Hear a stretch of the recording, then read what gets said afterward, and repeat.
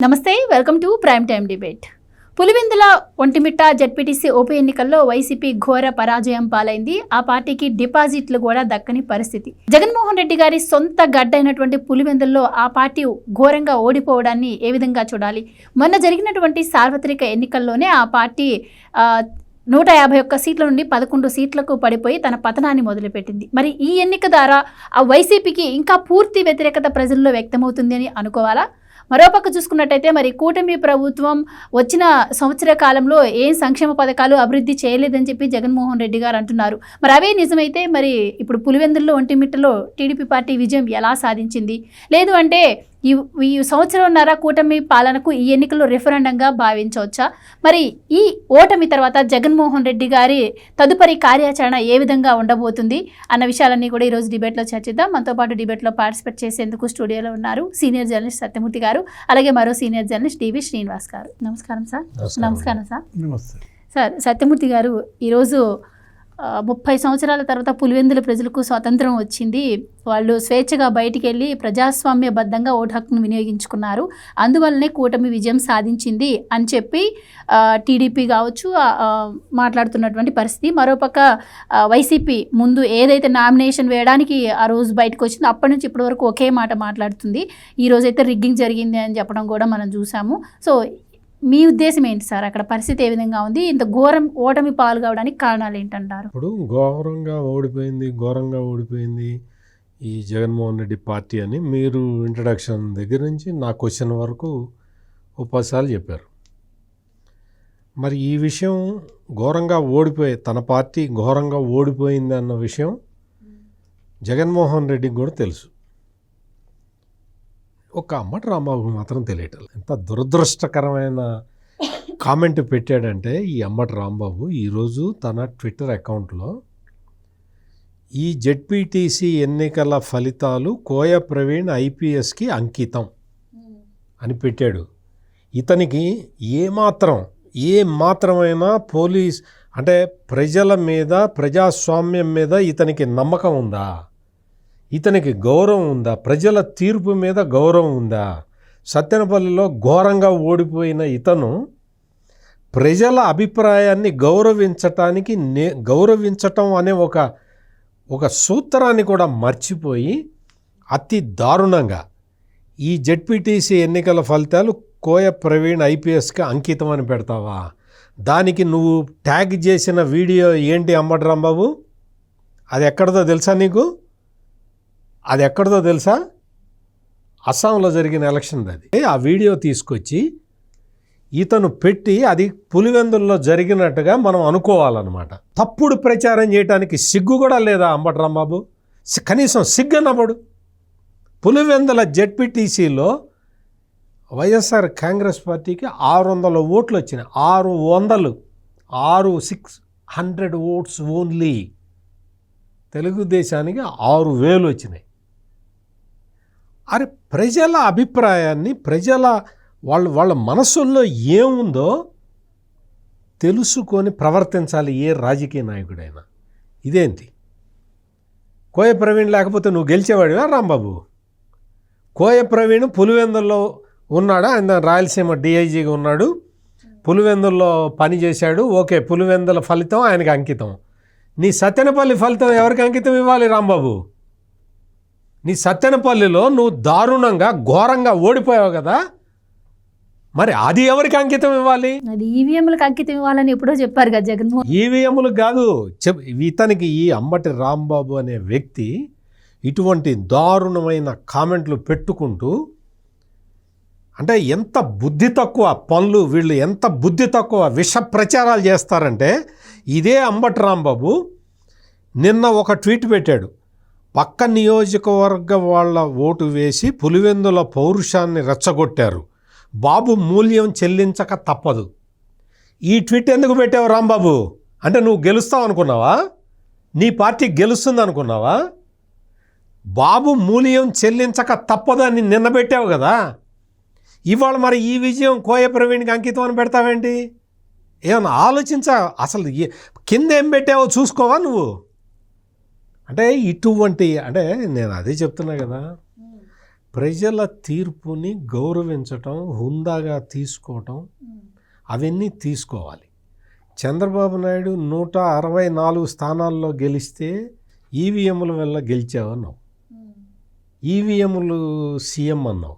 ఈవీఎంల వల్ల కాకుండా మామూలుగా బ్యాలెట్ పేపర్లో ఎన్నికలు పెట్టమని అడిగి అందరు ఏడ్చారు కదా. అక్కడికి వెళ్ళి పెద్ద పెద్ద కాగితాలు టావులు ఇచ్చొచ్చారు, బ్యాలెట్ పేపర్లలో పెట్టండి అని. పులివెందుల బ్యాలెట్ పేపర్లోనే కదా పెట్టింది అంబటి రాంబాబు. పులివెందుల ఎందులో పెట్టారు? ఈవీఎంలో పెట్టారా? ఏ పొద్దున్న లేచిన దగ్గర నుంచి ఏడవటం కాదు, గ్రాడ్యుయేట్ ఎమ్మెల్సీ ఎన్నికల్లో కూడా అవన్నీ పక్కన పెట్టండి. పొద్దున్న లేచిన దగ్గర నుంచి ఏడవటం కాదు, ఒక్కసారి ఆత్మ పరిశీలన చేసుకోండి. మీకు ఒక్కసారి ఆలోచించండి. ఈవీఎం ప్రభుత్వం ఈవీఎంలతోటి గెలిచాడు చంద్రబాబు నాయుడు అన్నావు కదా, మరి బ్యాలెట్ పేపర్లో పెడితే 600 ఎందుకు వచ్చినాయి? 600 ఎందుకు వచ్చినాయి రాంబాబు? ఇటువంటి ఎందుకు మామూలుగా అంటే నేను ఎలక్షన్లు జరిగింది, రిజల్ట్స్ వచ్చినాయి, నువ్వు ఓడిపోయావు. ఓడిపోవటం కూడా దారుణంగా ఓడిపోయావు. 30 సంవత్సరాల తర్వాత ప్రజాస్వామ్యబద్ధంగా అక్కడ ఎన్నిక జరిగింది. ఇవన్నీ వాస్తవాలు. ఇటువంటి వాస్తవాలని మరుగున పెట్టడానికి, మభ్యపెట్టడానికి ఇటువంటి దరిద్రపు వీడియోలు, మార్పిడి వీడియోలు, ఒకవైపు మార్పిడి వీడియోలు పెట్టినందుకు ఆ సినిమా డైరెక్టర్ రామ్ గోపాల్ వర్మని ఒంగోలు పోలీసులు 24 గంటలు ప్రశ్నించారు. మళ్ళీ అంబటి రాంబాబును కూడా అదే పని చేయాలా? ఏమీ చెయ్యకపోయినా ఇటువంటి అంటే తప్పుడు వీడియోలు పెట్టి అతను ఒక మంత్రిగా పనిచేసిన వ్యక్తి తప్పుడు వీడియోలు పెట్టి ట్విట్టర్లో పోస్టులు పెడుతున్న కూటమి ప్రభుత్వం మంచి ప్రభుత్వం కాబట్టి ఏపో వదిలేయండి ఇవన్నీ ఏర్పడేసుకుంటాం అని పక్కకి వెళ్ళిపోతున్నది. కాబట్టి దాన్ని అలుసుగా చేసుకొని ఈ అంబటి రాంబాబు ఇటువంటి ట్వీట్లు పెడుతున్నాడు. నిన్న పెట్టిన దానికి పులివెందుల పౌరుషాన్ని రెచ్చగొట్టారు. బాబు మూల్యం చెల్లించక తప్పదు అని పెట్టిన ఒక్క రోజులో కళ్ళు బైర్లు గమ్మినాయా?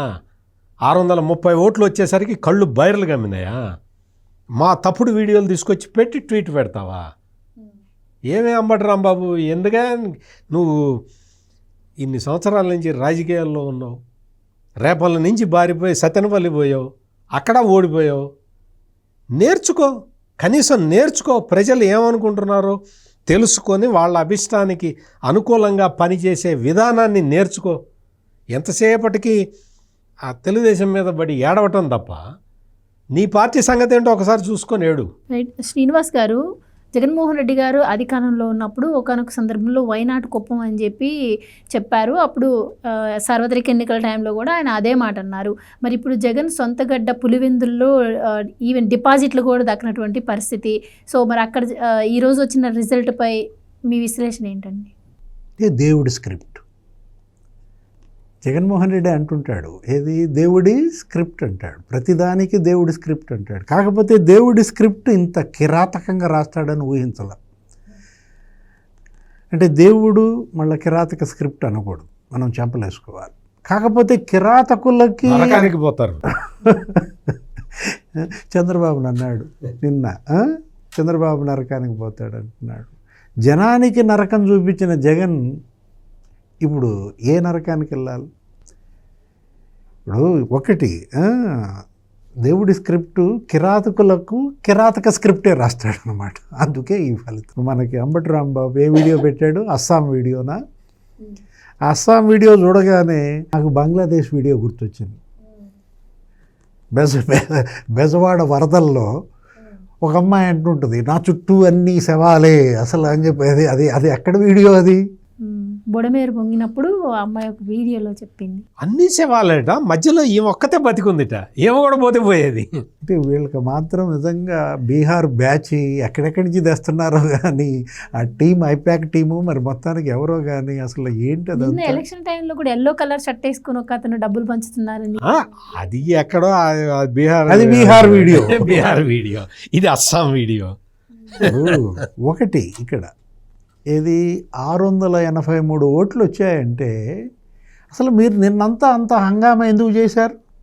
ఇప్పుడు అవినాష్ రెడ్డి ఒక పెద్ద సినిమా చేశాడు, లేకపోతే రవీంద్రనాథ్ రెడ్డి ఇంకో సినిమా అక్కడ చేశాడు, అటు పులివెందుల, ఒంటిమిట్ట, అసలు వీళ్ళు ఎంతమంది వెళ్ళారమ్మా ప్రచారానికి? మొత్తం వైఎస్ఆర్ కాంగ్రెస్ పార్టీ రాష్ట్ర పార్టీ అంతా వెళ్ళింది కదా, ఈ మంత్రులందరూ అక్కడికి వెళ్ళి ప్రచారం చేశారు కదా. వెల్లంపల్లి శ్రీనివాస్కి అక్కడ ఏంటి సంబంధం? లేకపోతే పేర్ని నానికి అక్కడ ఏంటి సంబంధం? వీళ్ళందరూ అక్కడికి వెళ్ళి ప్రచారం చేస్తే ఎన్ని ఓట్లు వచ్చాయి? 636. ఇప్పుడు ఈవీఎంల మీద పడి ఆడవటానికి, ఇదేమో బ్యాలెట్ మీద. ఇప్పుడు అసలు ఈవీఎంల మీద జరపమంటారా రేపు రాబోయే స్థానిక సంస్థల ఎన్నికలు?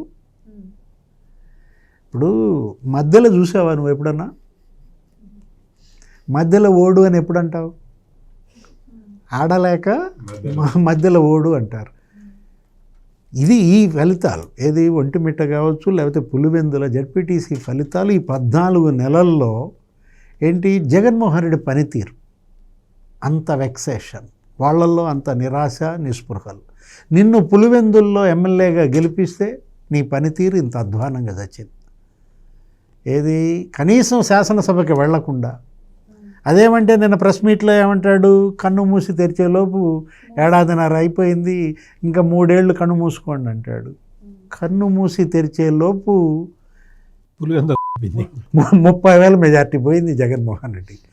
కన్ను మూసి తెరిచేలోపు 3 లక్షల మెజార్టీ పోయింది అతనెవరు? అవినాష్ రెడ్డికి.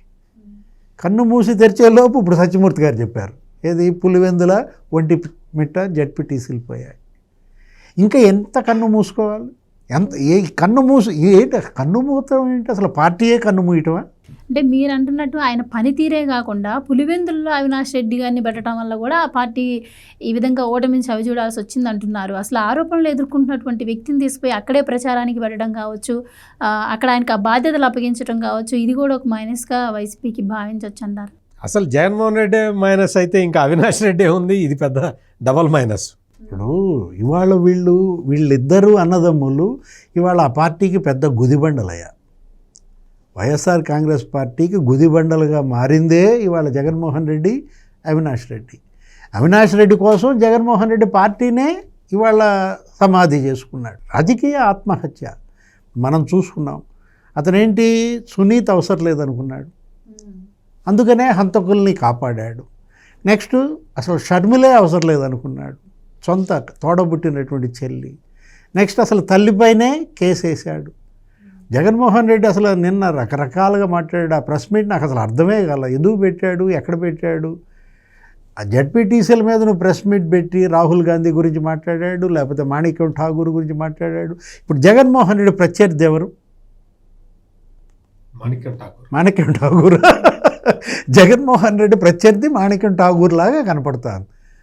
వాడెవడో ఆంధ్రప్రదేశ్ ఏఐసిసి ఇన్ఛార్జ్ అంట మంచోడు మాణిక్యం ఠాగూర్, ఏదో ఏ పొద్దున్న చంద్రబాబు మీద మాట్లాడా, ఏ పొద్దున్న ఇక్కడ స్కాముల మీద మాట్లాడా, ఏదో రకరకాలుగా ఆ మాణిక్యం ఠాకూరు చంద్రబాబు నాయుడు మీద మాట్లాడకపోగా ఈయన వైఫ్ కలిసి మద్యం కుంభకోణం చేశారని చెప్పాడు. నా మీద వైల్డ్ కామెంట్స్ చేస్తున్నాడు అంటాడు. ఏది వైల్డ్ కామెంట్స్ ఏంటి? ఇప్పుడు అతను ఒక మాట అన్నాడు, మాణిక్యం ఠాగూర్ నిన్న ఒక వీడియో వదిలాడు, ఇవాళ మళ్ళీ మాట్లాడాడు. నిజంగా అతను ఏంటి? నీలాగా మా రాహుల్ అమిత్ షాకి సరెండర్ కాలేదన్నాడు, నీలాగా మా రాహుల్ మోడీ అంటే భయపడ్డు అన్నాడు. మోడీ షాల మీద రాహుల్ యుద్ధం చేస్తున్నాడు, ఆ ఓటు చోరీ అటు పైన వాళ్ళు ధర్నాలు అరెస్టులు. మరి నువ్వేం చేస్తున్నావు? గరికపాటి మోహన్ రావు టీడీపీ నేత అంటావు, ఆయన బీజేపీలో ఉన్న విషయం కూడా ఆ మాట కూడా ప్రస్తావించడానికి భయం, వెన్నులో వణుకు. అంటే బీజేపీ అనే 3 అక్షరాలు జగన్మోహన్ రెడ్డి నోటి ఎమ్మట ఎప్పుడన్నా విన్నావా? ఇన్ని ప్రెస్ మీట్లు పెట్టాడు కదా, బీజేపీ అనే పదం ఎందుకు పలకడం? అదే వెన్నులో వణుక, ఇంత భయమా? అతను మాణిక్యం ఠాగూర్ ఇవాళ సాయంత్రం క్యాండిల్ ర్యాలీ పెడుతోంది మీ చెల్లి బెజవాడలో.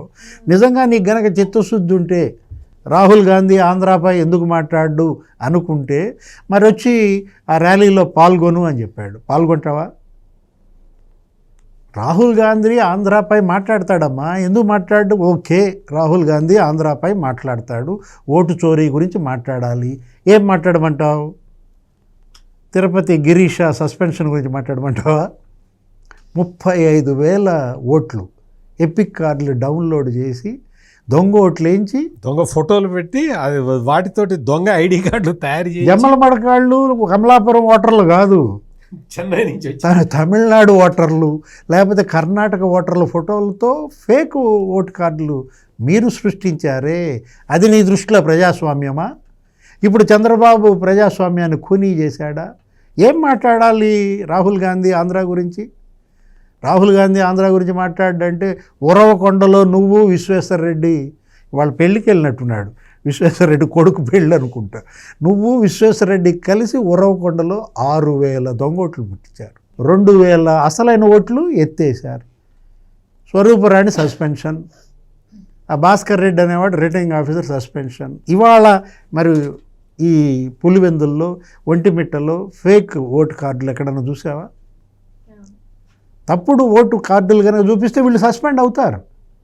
ఇప్పుడు కూడా ఇక్కడ ఉన్నటువంటి వాళ్ళు ఎవరి ఓట్లు వాళ్ళు వేసుకుంటే, అసలు నిన్న మీరు ధర్నాలన్నీ చేశారు కదా, ర్యాలీలన్నీ చేశారు కదా అవినాష్ రెడ్డి, మరి ఓట్లు ఏమయ్యాయి? 683 ఓట్లు ఏంటండి? పాపం మర్చిపోయారు, ఓట్లు వేయటం మర్చిపోయారు, క్యాండిడేటే మర్చిపోయాడు ఓటేసుకోవటం. అసహ్యం. ఇవాళ అసహ్యంతో ఓటేయలేదు. తల్లికి ఇచ్చిన గిఫ్ట్ డీడ్ రద్దు చేస్తావా, ఆమె పైన కేసేస్తావా అనే అసహ్యంతో ఓటేయలేదు. షర్మిల ఇవాళ ఆ కుటుంబంలో పుట్టిన షర్మిల, ఆ అమ్మాయికి రావాల్సిన ఆస్తులు తిన్నావా అన్న అసహ్యంతో ఓటేయలేదు. మొదటిసారి ఇవాళ ఓటులో ఇది అసహ్యం కనపడుతుంది. జగన్ అంటే ఇవాళ ఎంత అసహ్యించుకుంటున్నారు ప్రజలు అనేది అక్కడే కనపడుతున్నటువంటి పరిస్థితుల్లో జగన్మోహన్ రెడ్డి ఇక ఇది రాజకీయ సమాధి. ఏది కన్ను మూసేసుకోవటం. రాజకీయంగా ఆ పార్టీ కన్నుమూతగా దీన్ని చూడాలన్నమాట. ఈ జగన్మోహన్ రెడ్డికి ఓటేసిన 636 మందిని వాళ్ళని ఐడెంటిఫై చేసి, అంటే సాధ్యం కాదు కానీ వాళ్ళని ఐడెంటిఫై చేసి వాళ్ళ లైఫ్ హిస్టరీ కనుక తీస్తే ఖచ్చితంగా వాళ్ళందరూ నేరస్తులు అయి ఉంటారు. అంతే. ఎందుకంటే ఆ పడ్డ ఓట్లు కూడా రౌడీలు, ఆ రిగ్గింగ్కి వచ్చినటువంటి ఆ గుండాలు వాళ్ళు ఓట్లు వేశారన్నమాట. వాళ్ళు ఓట్లు వేసి ఉంటారు. అయితే తండ్రి కొడుకులు ఇద్దరూ కలిసి ప్రజాస్వామ్యాన్ని చెరబట్టారు, పోలీస్ వ్యవస్థను అడ్డు పెట్టుకొని నెగ్గాలని చూస్తున్నారు, పోలీసులు దిక్సూచిగా ఉండాల్సిన వాళ్ళు ఇలాంటి పనులు చేస్తే ఎలా అని చెప్పి పేర్ని నాని గారు కూడా అంటున్నారు. ఇందాక చూస్తే అంబటి రాంబాబు గారు కూడా ప్రవీణ్కి ఎన్నికలు అంకితం అని చెప్పి ఆయన ఎందుకు వీళ్ళు పోలీసులను టార్గెట్ చేస్తూ మాట్లాడడానికి మనం చూస్తున్నట్టయితే కోయా ప్రవీణ్ ఆధ్వర్యంలో ఎన్నికలు చాలా ప్రశాంతంగా ఎలాంటి గొడవలు లేకుండా జరిగాయని చెప్పి మనం వింటున్నాం. నేను ఒక చిన్న కాగితం వచ్చిందమ్మా, ఓటుతో పాటు ఒకతను ఒక కాగితం మీద అతనికి వచ్చిన తెలుగులో రాసి పంపించాడు. ఇది ఈ పేర్ని నాని, అంటే పేర్ని నాని మరి చదువుచ్చో రాదో తెలుగులో రాశాడు ఈయన. అంబటి రాంబాబు పేర్ని నాని చదువుకుంటానంటే ఇది వాళ్ళకు కూడా పంపించవచ్చు. పోలీస్ అన్న ధన్యవాదాలు, మీ వల్లే మేము, స్పెల్లింగులు తప్పులు ఉన్నాయి, అది కరెక్ట్గా రాయలేదు, మీ వల్లే మేము ఓటు వేశాము అన్న. మా అబ్బ కూడా ఇంతవరకు 30 ఏళ్లలో ఓటు వేయలేదన్నా అని ఒక అతను రాసి స్లిప్ అందులో పెట్టి వేశాడు. చూడు కొంచెం ఈ అతను ఎవరు, పేర్ని నాని ఒకసారి చూడు. ఓటుతో పాటు స్లిప్పులు కూడా కలిపేశారంటే, స్లిప్పులు కూడా 4-5 స్లిప్పుల దాకా వచ్చినట్టున్నాయి. ఎవరెవరి అభిప్రాయాన్ని వాళ్ళు, అంటే ప్రజాస్వామ్యయుతంగా అసలు అక్కడ పులివెందుల్లో ఓట్లు వేయనివ్వలేదు 30 ఏళ్ల నుంచి. మా నాన్న కూడా వేయలేదు, మా నాన్నను వేయనివ్వలేదు, నాకు పోలీస్ అన్నకు ధన్యవాదాలు అని ఇతను పెట్టి ట్వీట్ ఇందులో పేపర్లో, బ్యాలెట్ పేపర్లో కాగితం మీద రాసి పెట్టి వేశాడు. అంటే ఏనాడు బ్యాలెట్ పేపర్ ముఖం చూడనాళ్ళు, సిరా చుక్క ఎరగరు, రక్తపు చుక్కలు తెలుసు, రక్తపు చుక్కలు వీళ్ళే చూపిస్తారు కదా. ఈ పేరుని నాని, అంబటి రాంబాబు ఇటువంటి కాగితాలు, అందులో బ్యాలెట్ పేపర్తో పాటు వచ్చిన కాగితాలు చూసి అయినా సిగ్గుపడాలి. ఏదన్నా ఉంటే పోలీసుల మీద పడి ఏడవటం కాదు, పోలీసుల మీద పడి ఏడిస్తే నీకు ఈ 636 ఓట్లు కూడా రావు, నీకు అది కూడా పోతుంది. నీకు మరి ఈ స్లిప్ ఇది అస్సాం నుంచి వచ్చింది కాదు, బంగ్లాదేశ్ నుంచి వచ్చింది కాదు, అంతకన్నా బీహార్ నుంచి వచ్చిన స్లిప్ కాదు. ఇది పులివెందుల్లో, అంటే రాయలసీమ భాషలోని రాశాడు. మీ వల్లే ఓటు వేచాము అన్న మా అబ్బ కూడా ఇంతవరకు ఓటేయలేదు అని అతను ఆ స్లాంగ్లోనే రాశాడు. అంటే ఎందుకు చెప్పుకోవాల్సి వస్తుందంటే ఇటువంటివన్నీ ఈ పేరుని నాని, లేకపోతే ఈ అంబటి రాంబాబు, ఈ ఆడుదాం ఆంధ్ర రోజా, వీళ్ళందరూ వచ్చి వీళ్ళు నీతులు చెప్తున్నారు ఏంటో మరి ఇప్పటికీ ప్రజలకు అర్థం కావట్లా. మీరు ఇట్లాగే మాట్లాడండి, మీరు ఇట్లాగే చెయ్యండి, మీకు పులివెందుల రూరల్ మండలం మొత్తం కూడా ఇప్పుడు 636 ఓట్లు వచ్చినాయి కదా, నెక్స్ట్ ఎలక్షన్లకి 6 ఓట్లు కూడా రావు. అంటే మీరు మీ కుటుంబ సభ్యులు కూడా మీకు ఓట్లు వేయరు. అంటే ఇదే చివరి ఎన్నికలు జగన్మోహన్ రెడ్డి ఖచ్చితంగా ఇదే చివరి ఎన్నిక, ఖచ్చితంగా చివరి ఎన్నిక. నిన్న ఏబిఎన్లో డిబేట్లో నేను డివిఎస్ గారు పార్టిసిపేట్ చేస్తే అప్పుడు చెప్పాను, నేను వెంకటకృష్ణ గారు అడిగితే చెప్పా, నాకు చంద్రబాబు నాయుడు గారి ఎన్నిక చివరి ఎన్నిక కాదో నాకు తెలియదు కానీ అండి, పులివెందుల్లో మాత్రం ఓడిపోతే జగన్మోహన్ రెడ్డికి ఇదే చివరి ఎన్నిక అన్నా నేను. అప్పుడు వెంకటకృష్ణ గారు అన్నారు, అదేంటండి ఇంకా ఆల్రెడీ ఫోర్గాన్ కంక్లూషనే కదా అంటే, లేదు ఇంకా ఫలితం రాలేదు కదా, ఫలితం రాలేదు కాబట్టి నేను అట్లా మాట్లాడాను అన్నాను. ఇప్పుడు ఇవాళ ఫలితం వచ్చింది కాబట్టి జగన్మోహన్ రెడ్డికి ఇదే చివరి ఎన్నిక. నెక్స్ట్ పులివెందుల్లో అతను కంటెస్ట్ చేయటానికి కాళ్ళు చేతులతో సహా శరీరంలో ఉన్న అవయవాలన్నీ వణుకుతాయి. పులివెందుల్లో నామినేషన్ ఫైల్ చేయాలంటే శరీరంలో ఉన్న భాగాలన్నీ వణుకుతాయి జగన్మోహన్ రెడ్డికి. ఈ తీర్పు అటువంటి తీర్పు 30 సంవత్సరాల వరకు ప్రజలు, అంటే దాదాపుగా 3 తరాల ప్రజలు అక్కడ ఓటేయలేదు.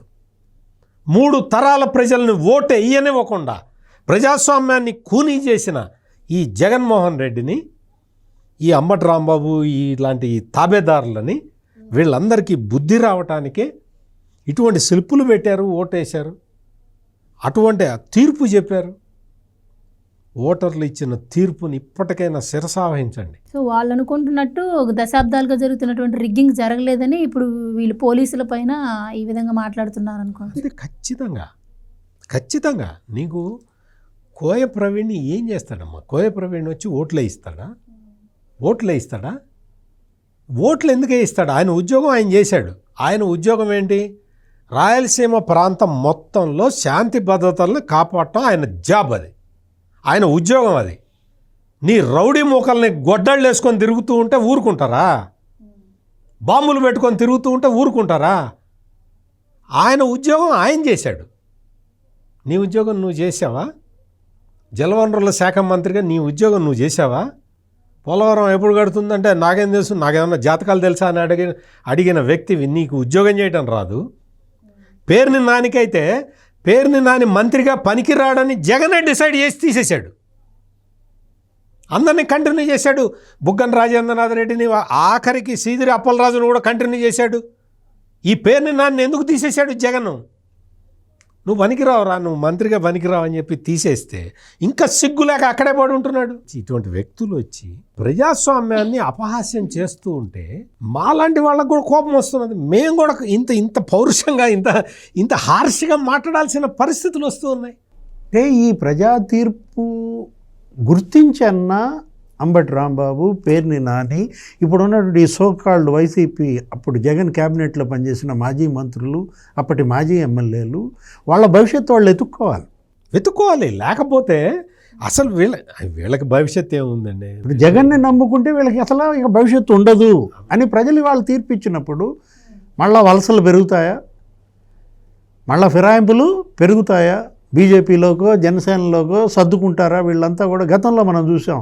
జగన్ బంధువు బాలినేని శ్రీనివాసరెడ్డి జగన్ వదిలేసి వెళ్ళిపోయాడు.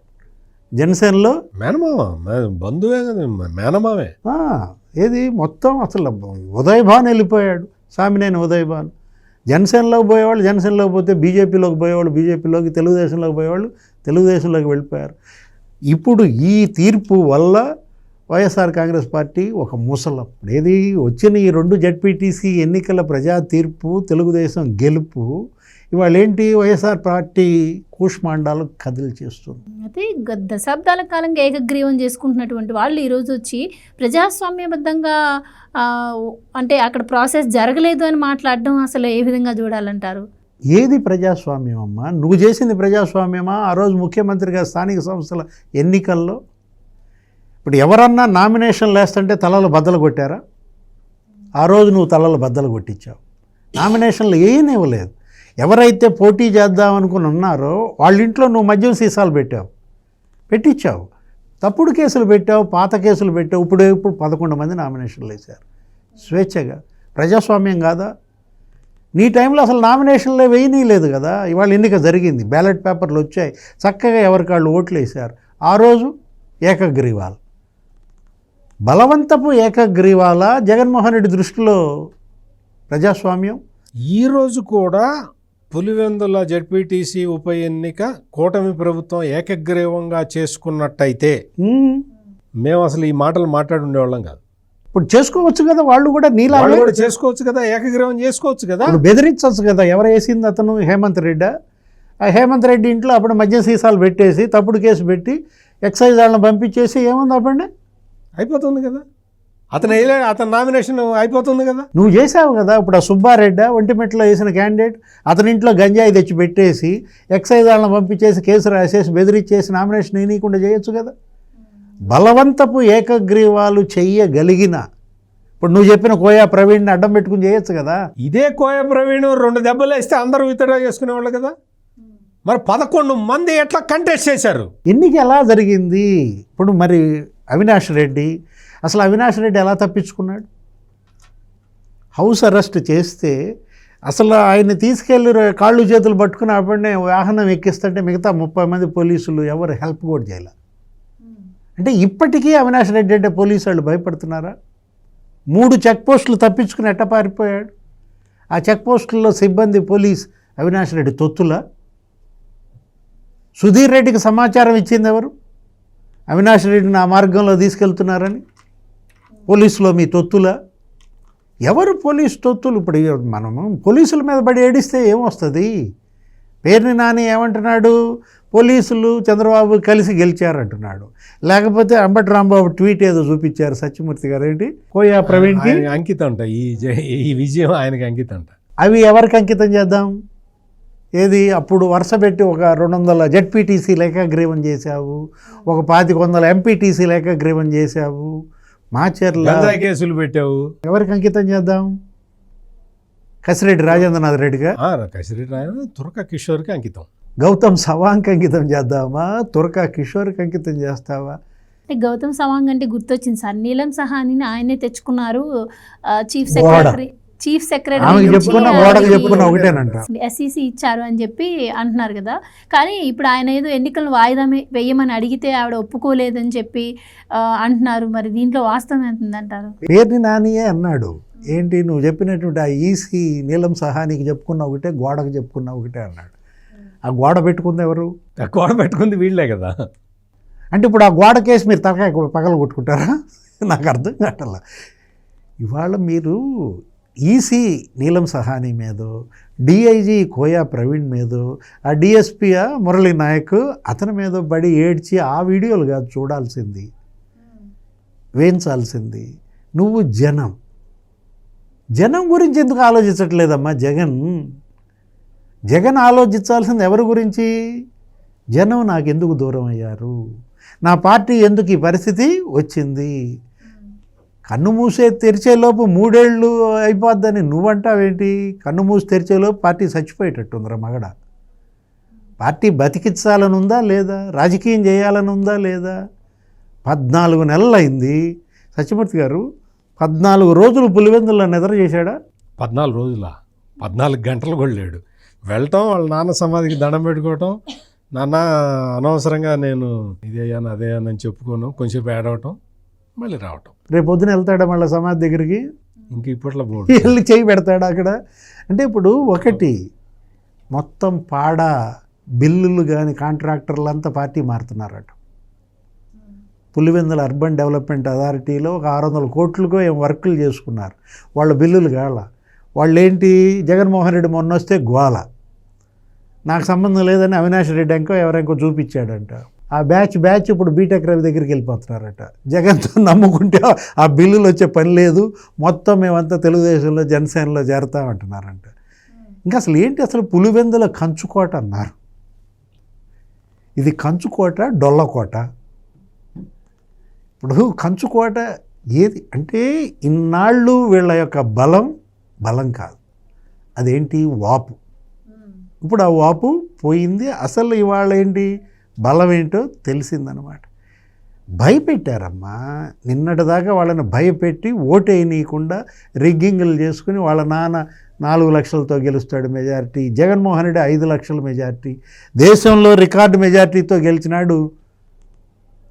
జెడ్పీటీసీ డిపాజిట్లు పోయినాయి 9% ఓట్ల ఒక జెడ్పీటీసీకి. దీనికోసం అవినాష్ రెడ్డి వీరంగం, అసలు ఆయన ఎవరు, వాళ్ళ మేనమామ రవీంద్రనాథ్ రెడ్డి, ఆయన వెళ్ళి అసలు బూత్లోకి వెళ్ళి అప్పుడు ఏజెంట్లు లాగేస్తున్నాడు అంజాద్ బాషా.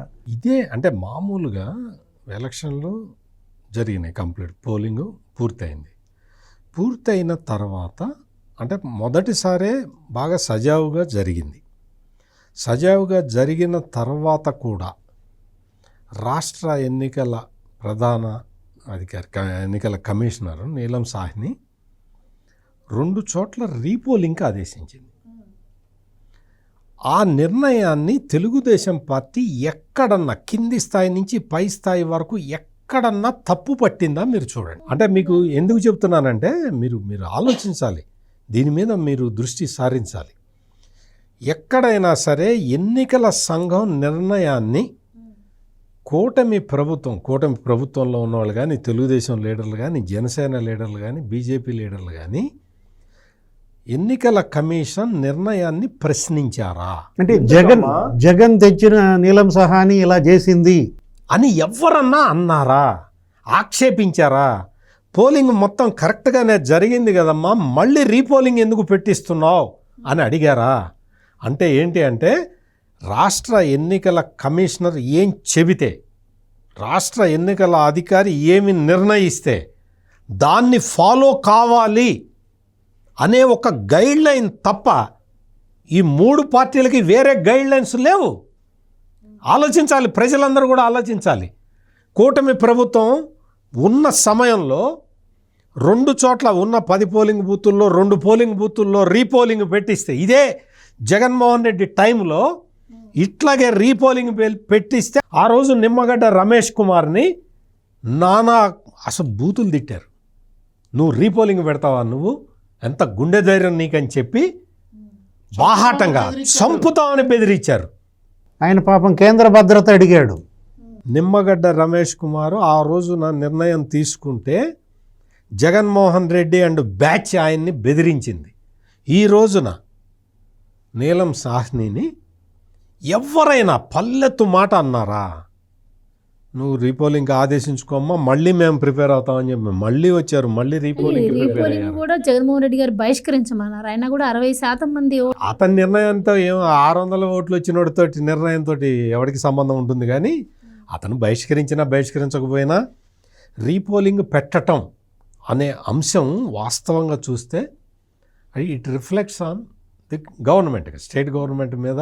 అంటే నిష్పాక్షికంగా ఎన్నిక జరిగింది, నిష్పక్షపాతంగా ఎన్నిక జరిగింది అంటానికి ఇవన్నీ కూడా రీపోలింగ్ని ప్రశ్నించలేదు, ఎవరు ప్రశ్నించాలి, కింద నుంచి పైదాకా ఎవరు ప్రశ్నించాలి. నిష్పక్షపాతంగా ఎన్నికలు జరిగితే మరి జగన్మోహన్ రెడ్డి గారికి ఓటు వేయని వాళ్ళందరినీ దొంగ ఓటర్లుగానే ఆయన అభివర్ణిస్తున్నట్టేనా? అంతే కదా. ఇప్పుడు జగన్మోహన్ రెడ్డికి ఓటు పట్టలేదు, ఓటు పడకపోతే ఆ ప్రజలే దొంగలు అంటున్నాడు అన్నాడు కదా. అంతకు ముందర అసెంబ్లీలో ఘోరంగా ఓడిపోయి 11 స్థానాలకి పడిపోయిన క్రమంలో ఆయన ఏం చెప్పాడు? నా దగ్గర నుంచి డబ్బులు తీసుకున్నారు, నా దగ్గర డబ్బులు దొబ్బి నాకు ఓటు వేయలేదు రైతులు అన్నాడా లేదా? రైతులు అన్నాడా లేదా? మహిళలు అన్నాడా లేదా? అక్క చెల్లెమ్మలకి బటన్ నొక్కాను, బటన్ నొక్కి నా దగ్గర డబ్బులు దొబ్బారు, మీరు నాకు ఓటు వేయలేదు అన్నాడా లేదా? ఇప్పుడు కూడా అదే. ఇప్పుడు 10,000 ఇచ్చాను ఓటుకి, నాకు ఓటేయలేదు అంటున్నాడు. నీ డబ్బులతోటి గెలుస్తావా? నీ డబ్బులతోటి రాజకీయం చేస్తావా? నీ డబ్బులతోటి మొత్తం ప్రపంచాన్ని శాసిద్దాం అనుకుంటున్నావా? ఆ రోజులు పోయినాయి. నీ చాప్టర్ క్లోజ్. నీకు ఇంకా పులివెందుల రూరల్ మండలంలో నువ్వు ఓడిపోయిన తర్వాత ఇంకేం నీ కథ ఏంది? ఇంకా ఒంటిమిట్ట పులివెందుల జెడ్పీటీసీ పరిధిలో జగన్ ఆ జే బ్రాండ్ మద్యం దాగి ఎంతమంది లివర్ దెబ్బతింది, ఎంతమంది కిడ్నీస్ దెబ్బతిన్నాయి?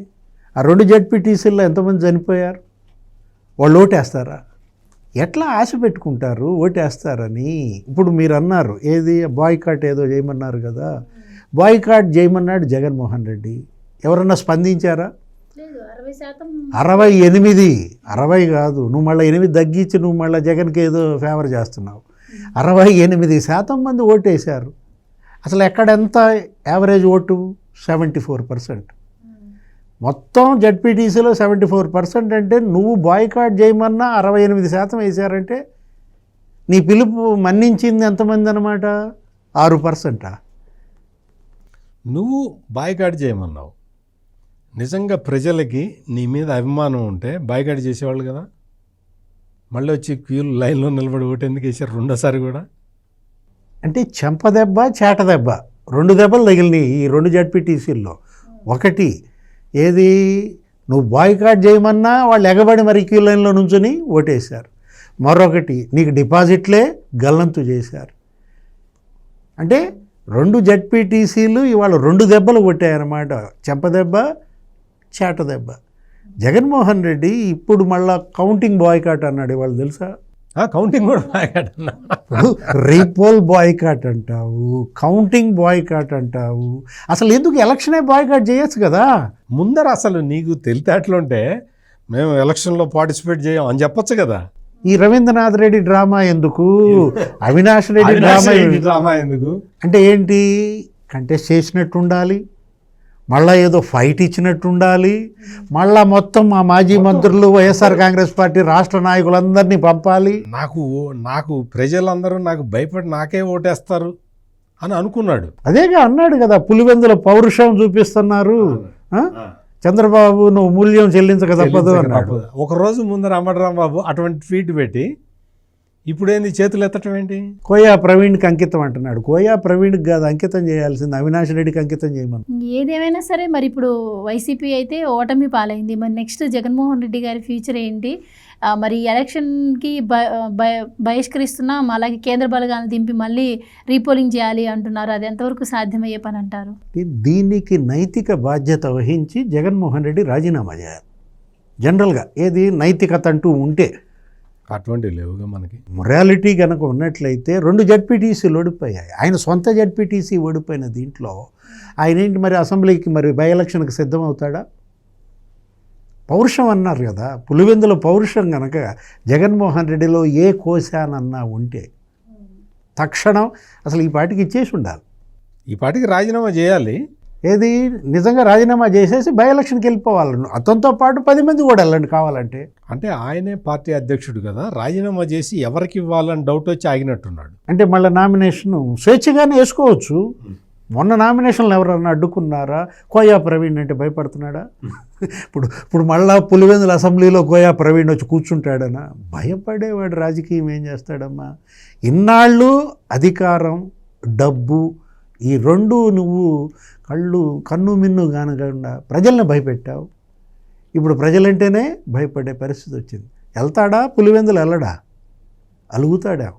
ఇప్పుడు 2 జెడ్పీటీసీలు ఓడిచ్చారు కాబట్టి ఇక పులివెందులు అడుగు పెట్టడా? Right sir. అంటే ఇప్పుడు జగన్మోహన్ రెడ్డి గారు ఒకటి ఇటు పార్టీ పరంగా రాజకీయ పరంగా ఓడిపోవడమే కాకుండా ఆయన మాట్లాడే మాటల ద్వారా కూడా ప్రజల్లో పలుచనవుతున్నట్టు పరిస్థితి.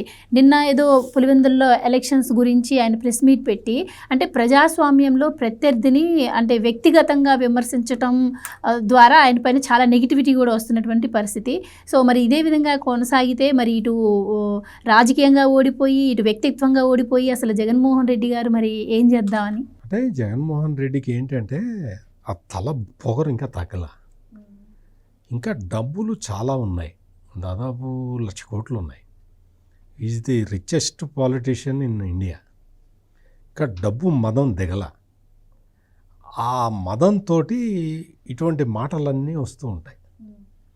అంటే ఎందుకు మనం ఇంత పరుషంగా కూడా మాట్లాడుకోవాల్సిన పరిస్థితి వచ్చింది అంటే, డబ్బు మదం లేకపోతే ఇంకా నేనే శాశ్వతంగా ఉంటాను, పక్కన వాళ్ళందరూ చచ్చిపోతారని అనుకుంటాడండి ఎవడన్నా?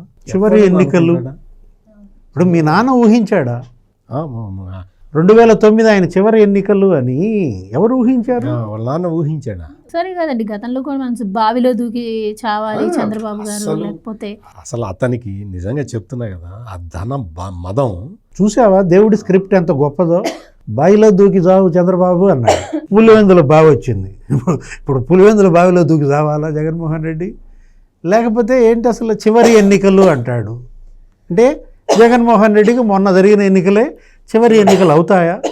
చెప్పలేము. భవిష్యత్తు ఏంటంటే మనం ఒకటి అనుకుంటే దేవుడు ఒకటి తలుస్తాడు, తాను ఒకటి తలిస్తే దేవుడు ఒకటి తలుస్తాడని ఒకటి మామూలుగా అంటారా? ఇప్పుడు జగన్మోహన్ రెడ్డి అతను మాట్లాడే మాటలు, లేటెస్ట్గా మాట్లాడిన మాటలు చూసినా కానీ అతని దగ్గర ఉన్న అక్రమ ఆస్తుల ఆ మదం తగ్గే వరకు కూడా అతను ఇట్లాగే మాట్లాడుతుంటాడు అనేది నిన్న అతను మాట్లాడిన దాంతో మళ్ళీ మరొక్కసారి ఎస్టాబ్లిష్ అయ్యి, అంటే అది తగ్గదు, ప్రజామోదం రాదు. అందుకని ఇప్పుడు కొత్తగా ఈ మద్యం కుంభకోణం వీటిలో ఆస్తుల్ని కాన్ఫిస్కేట్ చేస్తున్నారు. ఇప్పుడు అదే జరుగుతుంది, ఆ ప్రాసెస్ జరుగుతుంది.